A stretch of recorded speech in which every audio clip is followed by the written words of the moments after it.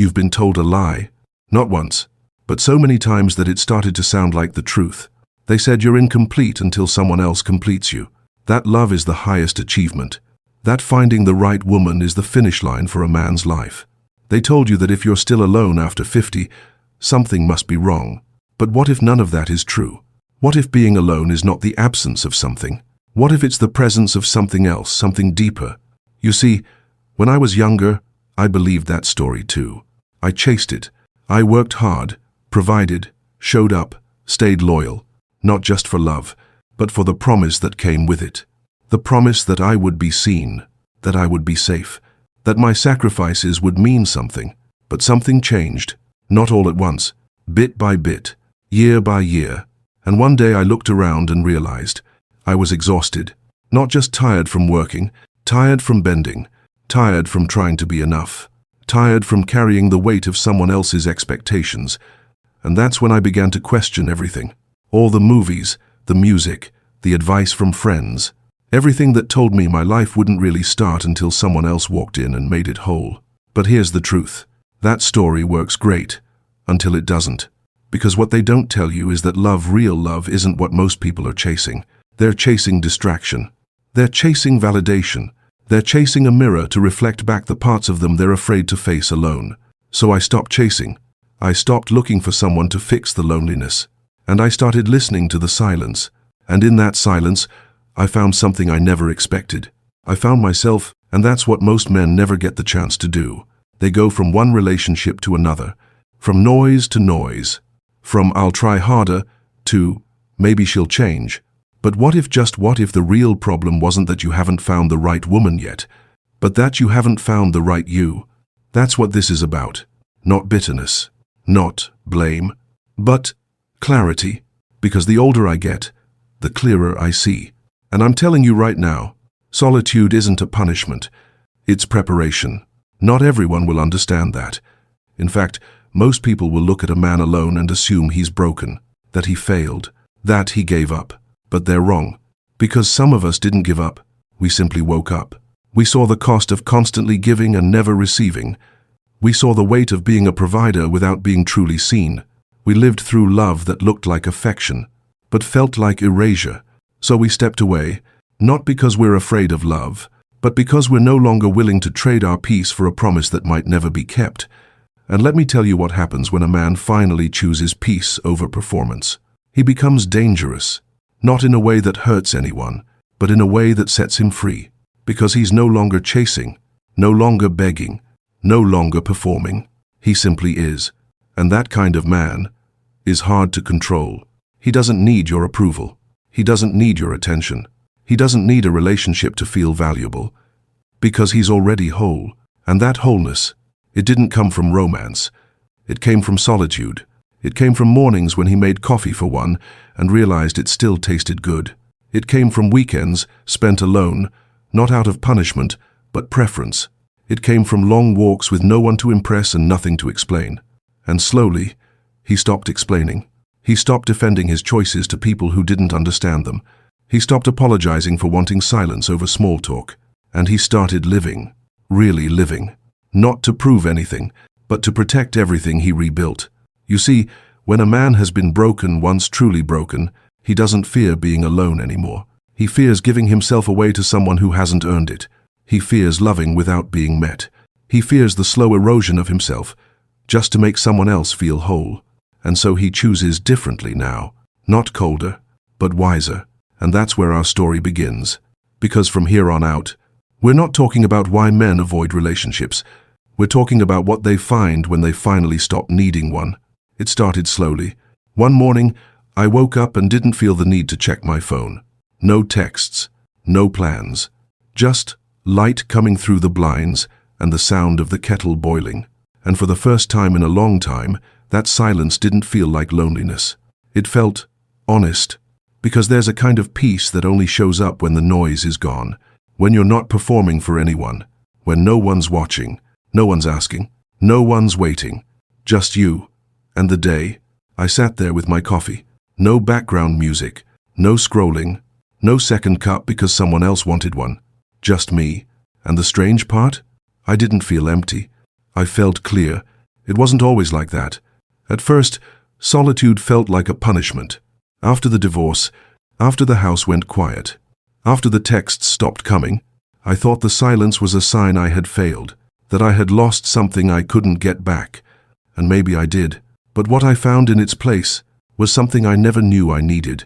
Clarity. Clarity about who I was when no one else was around to define me. Because here's the uncomfortable truth. Most men don't know who they are without the role they've been given. The provider, the husband, the fixer, the protector. But when all of that falls away, what's left? That question haunted me for months, until I stopped running from it and started walking with it every morning, one slow step at a time. I stopped dating just to distract myself. I stopped calling people who never called back. I stopped apologizing for needing space, and I began to build something new, something small, something sacred, a routine, a rhythm, a life that no longer asked me to perform. I picked up old hobbies not to impress, but to reconnect. I started writing again, just a few lines each morning, nothing profound. But it was mine. I fixed small things around the house, not because someone asked me to, but because I liked the feeling of quiet competence, of order, of control. I planted herbs in the backyard, cooked slow meals, took long drives with no destination, and little by little, I stopped craving someone to come fix the silence. Because I realized the silence wasn't the problem, it was the invitation, an invitation to rebuild without distraction, to befriend my own mind, to sort through memories I had boxed up and buried. Some of them hurt, some made me smile, some made me sit in the garage longer than I planned, but all of them, every moment of solitude made me stronger, not louder, not more charismatic, but rooted. There's a kind of strength that doesn't shout. It doesn't win arguments. It doesn't need to dominate a room. It just holds steady, like a tree in winter. No leaves to impress anyone, just standing, just alive. That's the kind of strength solitude gives you, and most people will never taste it, because they run from the silence. They drown it with noise, with sex, with dating apps, with new relationships, with parties they don't enjoy and friends who don't listen. But the man who can sit with himself, really sit without reaching for a distraction, that man is dangerous, because you can't manipulate him with loneliness. You can't shame him into settling. You can't guilt him into playing a role he's already outgrown. That's the power solitude gives. It doesn't make you selfish. It makes you selective. And not just in dating, in everything. You become selective with your time, your energy, your environment, your peace. Because once you taste real peace, not the kind that comes from people-pleasing, but the kind that comes from inner alignment, you'll never trade it again for shallow connection. I used to think I needed someone to come sit with me in the quiet. Now I know, I just needed to learn how to sit there myself, without flinching, without panicking, without numbing it. And when I did, I realized I wasn't alone in the room. I was finally present, with the man I had been avoiding for years, the man behind the performance, the man behind the marriage, the man behind the pressure. He was tired, but he was still here, still standing, and for the first time, he was enough. No applause, no audience, just peace. And that peace didn't come from being loved. It came from finally loving who I had become. A man who walks slower, thinks deeper, chooses quieter, not because he has no options, but because he finally understands what he's worth, and what he's not willing to lose again, just to be chosen. There was a time I believed that love was the goal, that life only made sense when someone was standing next to me. I thought love would complete me. But now I know, love doesn't complete you, it reveals you. And sometimes, what it reveals is that you were never really ready for it. Because how can you truly give love when you haven't even sat long enough with your own soul? How can you offer peace when you don't even know what yours sounds like? That's what solitude gave me. Not isolation, but inspection. It forced me to look in the mirror without the blur of someone else's gaze. No more asking, do I look okay to her? No more wondering, am I enough for them? Just the man, just the mirror. And in that quiet, I found the fire, not the kind that burns hot and wild, but the kind that stays lit through winter, the kind that keeps going even when no one's around to admire it. That's what independence really is. Not a rejection of love, but a refusal to be enslaved by the need for it. And when you reach that place, everything changes. You stop chasing, you stop performing, you stop begging to be picked. Because now, you pick you. And that's not arrogance, that's alignment. It's the moment you realize your time is sacred, your presence is valuable, your peace is non-negotiable. You become harder to impress, not because you're jaded, but because you've seen what it costs to be impressive. You've seen how easy it is to lose yourself in the name of being loved, and you've made a vow to never do that again. That kind of man, he doesn't speak often, but when he does, his words have weight, because he's no longer guessing. He's grounded. He's not here to argue. He's here to be. That's the man solitude creates. A man who doesn't need validation to feel alive. A man who doesn't fear silence, but uses it. A man who doesn't panic when she walks away, because his center isn't tied to someone else's presence. It's built on purpose, and that purpose, it goes deeper than romance, deeper than titles, deeper than what the world thinks makes a man valuable. It's the fire inside, the quiet conviction that says, I may walk alone, but I do not walk lost. That kind of man he doesn't break easily, because he's already been broken, and he knows what it takes to rebuild. He's not cold, he's calibrated, not angry, just aware, not withdrawn, but watching carefully to see who actually brings peace and who only wants to borrow it. Because here's what no one tells you. Solitude sharpens you. It turns down the volume of the world, so you can finally hear your own voice. It teaches you patience, because not everything deserves your attention. Not every woman deserves your effort. Not every invitation deserves a yes.